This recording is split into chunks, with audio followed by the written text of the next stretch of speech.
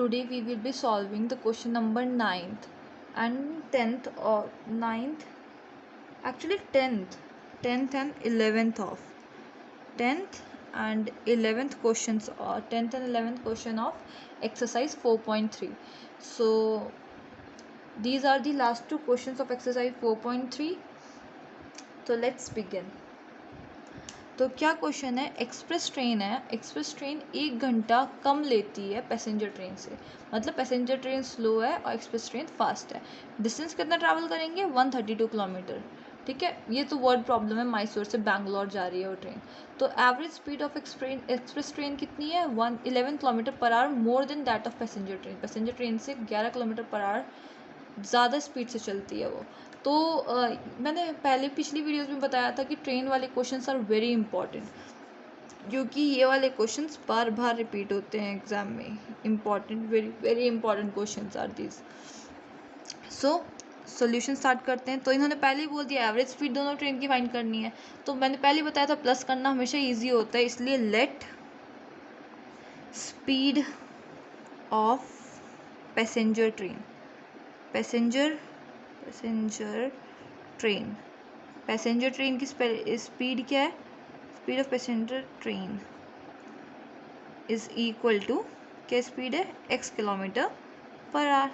तो then the speed of कौन सी, express train will be equal to x plus 11 kilometre per hour. ये तो बताया इन्होंने कि ट्रेन, एक्सप्रेस ट्रेन की 11 kilometre more than passenger train. Correct है ये तो एक्स प्लस इट इज। और डिस्टेंस कितना ट्रैवल करती हैं, डिस्टेंस ट्रैवल्ड बाय ट्रेन्स, कितना डिस्टेंस ट्रैवल करना है, दोनों को सेम डिस्टेंस ट्रैवल करना है, कितना, 132 किलोमीटर। देन टाइम टेकन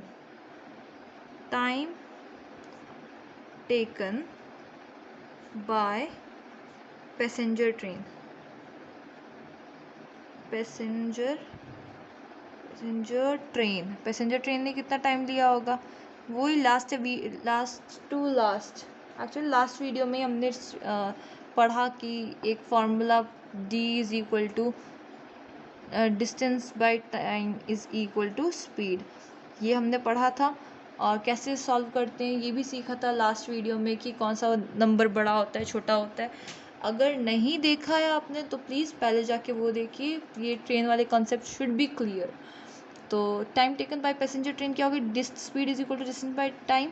तो अगर टाइम की वैल्यू निकालनी है तो time should be equal to distance upon speed. तो अब पैसेंजर ट्रेन T1 मान लेते हैं इसको, T1 is equal to distance कितना है, 132 kilometre by speed is x। Kilometre नहीं लिखते, टाइम की डायरेक्ट यूनिट लिख देते हैं। टाइम की यूनिट क्या होगी, टाइम की यूनिट विल बी आवर्स। ठीक है, तो फिर से टाइम टेकन बाय एक्सप्रेस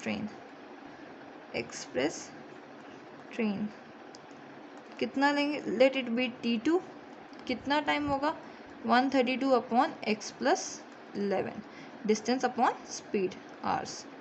फिर लास्ट वीडियो में बताया था कि कौन सा नंबर बड़ा होता है कौन सा नंबर छोटा होता है। लेट मी रिपीट इट, कि ऊपर वाला न्यूमरेटर अगर कॉमन है, सेम दिखता है, तो जिसका डिनोमिनेटर छोटा होता है वो एक्चुअली में नंबर बड़ा होता है। ठीक है, तो अगर इसमें क्या बोला, 1 आवर लेस बोला है, तो इसका मतलब है माइनस करना पड़ेगा। तो बड़े नंबर छोटे नंबर को माइनस करेंगे। तो according to question T1 minus T2 should be equal to 1। T1 is 132 upon, this implies 132 upon x minus 132 upon x plus 11 is equal to 1। 132 को कॉमन ले लेते हैं, इधर क्या बचेगा, 1 upon x minus 1 upon x plus 11 is equal to 1। इसे just solve करना रहता है, बस थोड़ा जल्दी से सॉल्व कर लेते हैं। 132 नीचे x प्लस 11, तो x प्लस 11, इधर x इस वाले टर्म में x है, x प्लस 11 नहीं है, तो 1 into x plus 11 minus sign, फिर 1 तो इसके पास था, इधर नीचे x प्लस 11 था, x प्लस x नहीं था, तो x इधर is equal to 1 should be. अब जस्ट 132, अब ब्रैकेट ओपन करना है इधर, तो x into x x square plus 11x, ऊपर क्या आएगा x plus 1 into 11 minus x is equal to 1, तो plus x and minus x cut हो जाएंगे, हाँ कट हो जाएंगे बस ये। ओके तो अब क्या आएगा, तो क्रॉस मल्टीप्लाई कर लेते हैं, तो एक्स स्क्वायर ये नीचे उधर जाएगा, एक्स स्क्वायर प्लस 11x, इधर ये दोनों मल्टीप्लाई हो जाएंगे, is equal to 132 into 11। Now the equation will be, क्या हो जाएगी, x square plus 11x minus, अच्छा इधर प्लस हो रहा है, इसको मल्टीप्लाई करके इधर इज इक्वल टू 0, कितना आएगा 132 multiply by this number, it will be 1 4 5 and 2, this will be number.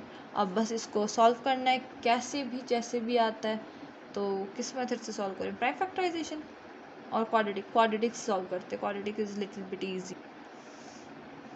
क्या लिखेंगे, by comparing the equation with standard form of equation, क्या वैल्यू आएगी, a is equal to 1, b is equal to 11, c is equal to minus 1 4 5 2, तो क्या आएगा b square and d, इधर discriminant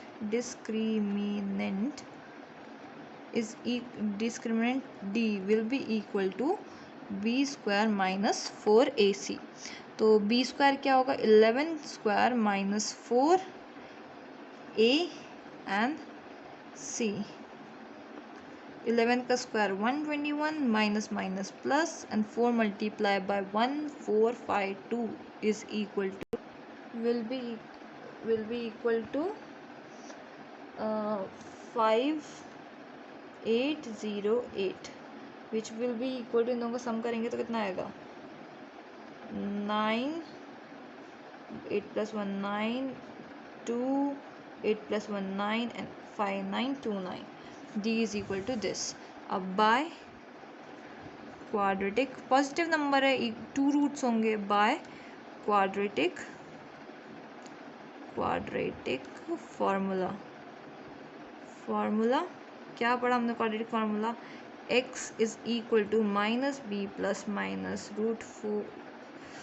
root over D by 2a, तो x is equal to minus b की value 11 plus minus root over 5929 by 2a is equal to 1, root of 5929, okay, तो x is equal to minus x plus minus root over 5929 is, क्या होता है, root 77 by 2, तो कितना आ जाएगा ये, तो क्या होता है यहाँ पे x, आइदर और cases, either x is equal to minus 11 plus 77 by 2, और x is equal to minus 77 minus 11 minus 77 by 2, x is equal to plus minus minus 66 sign बढ़ेगा बाय 2, और x is equal to minus minus plus sign बढ़ेगा, x is equal to 33 और x is equal to minus 44। अब minus 44 तो हो नहीं सकता, Y, क्योंकि स्पीड नेगेटिव नहीं हो सकती, तो ये हो जाएगा रिजेक्टेड। अब बचेगा क्या ये, तो इसका मतलब this implies speed of passenger train is equal to 33 kilometers per hour. Speed of express train is equal to 33 plus 10 नहीं 11 is equal to 44 kilometre per hour. ये हो गया क्वेश्चन ख़त्म। अब we'll do the last question of this exercise. Okay, it is the last question and it is a little bit complicated. क्या है कि इसमें कुछ अजीब अजीब सी टर्म्स दे रखी हैं, उसको समझने में थोड़ी मुश्किल आती है कभी कभी। क्या बोल रहे हैं, sum of areas of 2 square is, दो स्क्वायर्स हैं उसके एरिया कितना है 468। मान लेते हैं 2 स्क्वायर, एक साइड बड़ा स्क्वायर एक छोटा स्क्वायर है, इसको बोल लेते हैं S1, ये एक S2, मान लेते हैं कोई भी एक S1 है एक S2 है। तो बोल रहे हैं इसका एरिया, इन दोनों का एरिया प्लस करेंगे तो कितना आएगा 468, और बड़े वाले में से छोटे एरिया को माइनस करेंगे, पेरीमीटर को माइनस करेंगे तो कितना आएगा 24। तो क्या करते हैं, तो पेरीमीटर, अच्छा लिख लेते हैं, let side of 2 squares be S1 and S2, correct है, S1 S2। तो difference of their perimeter, difference of there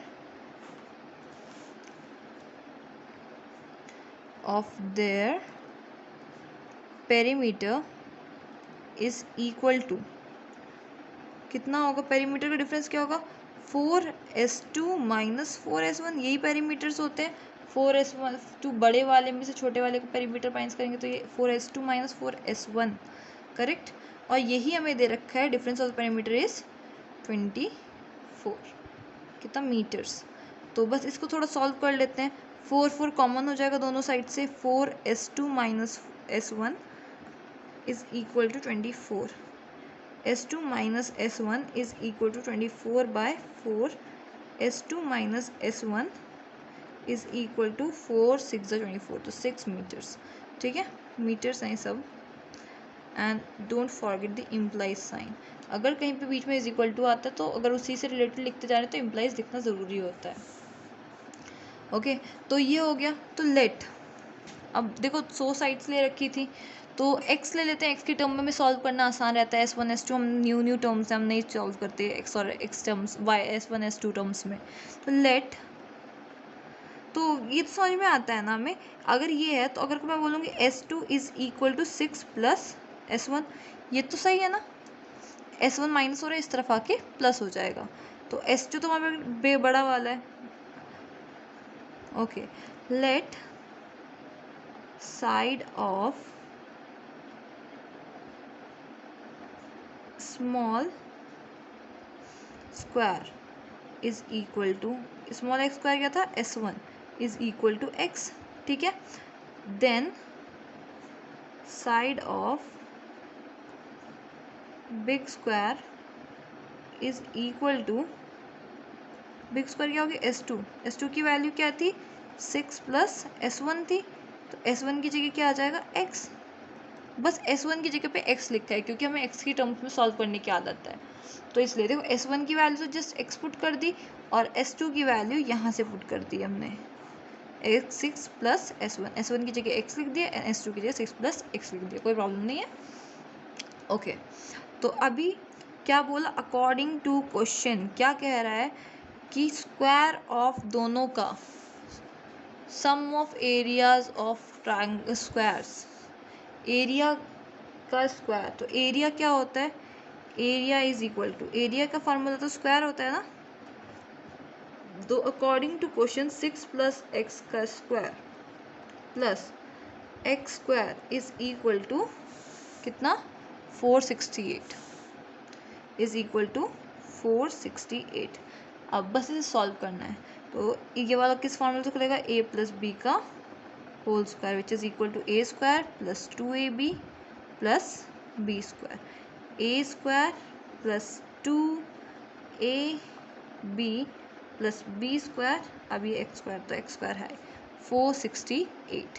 अब जस्ट इसे सॉल्व करना रह रहा है, 6 6 ज़ा 36 प्लस 6 2 ज़ा 12x plus 2x square is equal to 468। अब इसको इस तरफ लेके आ जाएंगे तो क्या आएगा, 2x² plus 12x plus 36 minus 468 is equal to 0। This implies 2x² plus 12x plus minus minus 8 minus 6 2 6 minus 3 3 4 4 is equal to 0। पूरी इक्वेशन 2 से डिवाइड हो सकती है, तो एक बार पूरी इक्वेशन को 2 से डिवाइड कर लेते हैं क्योंकि सॉल्व करने में आसान रहेगा। तो फिर क्या आएगा, x² प्लस 6x प्लस 2 2 ज़ा 4 2 1 ज़ा 2 2 6 ज़ा 12 इज इक्वल टू 0। अब जस्ट इसे सॉल्व करना है कैसे भी इस इक्वेशन को, और फिर आंसर आ जाएगा। By factorisation method, by factorisation method, factorisation method ऐसे दो नंबर चाहिए जिसको मल्टीप्लाई करने पर 216 आए और माइनस करने पर 6 आए। तो आंसर्स आर 12 इंटू 18, 12 इंटू 18। तो हम इसको कैसे लिख सकते हैं, फैक्टर्स इसको कैसे लिख सकते हैं, x² plus 18 minus 12 x minus 216 is equal to 0। x² plus 18x plus minus minus 12x minus 216 is equal to 0। x² अच्छा कॉमन लेना ना, x प्लस 18 माइनस कॉमन लेंगे 12 common, x minus 8 x plus 18 minus minus plus होता है, अंदर sign change हो जाता है माइनस कॉमन लेने से, is equal to x plus 18 and x minus 12 is equal to 0। तो आइदर और cases, either x is equal to x plus 18 is equal to 0, इसका मतलब x is equal to minus 18 और x minus 12 is equal to 0, x is equal to 12।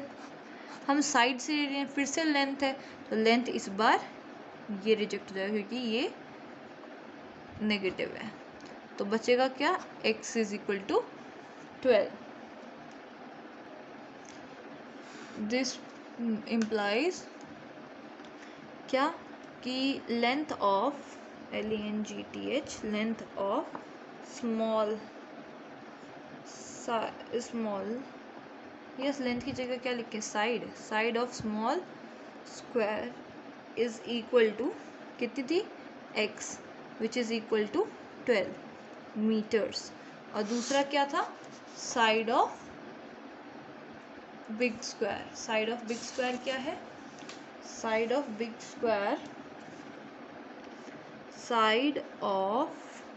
Square is equal to x plus 6 is equal to 18 meters and this is the exercise done। अच्छा exercise हो गई। I am very new at the YouTube, so I don't know if I am teaching you right in the right way or not। अगर आपको लगता है I am trying my best, but अगर आपको लगता है कि कोई भी प्रॉब्लम है, कुछ भी इसमें सुधार हो सकता है, तो do comment, let me know if I can do something better। for sure I will do that for sure if I think कि कुछ तो गलत है हो रहा है या फिर कुछ और अच्छा हो सकता है पढ़ाने के तरीके में या स्पीड में, वॉइस लो हाई, कुछ भी प्रॉब्लम है तो प्लीज़ बताओ। Okay, thank you for all your support. Do like, share and subscribe my videos. Thank you.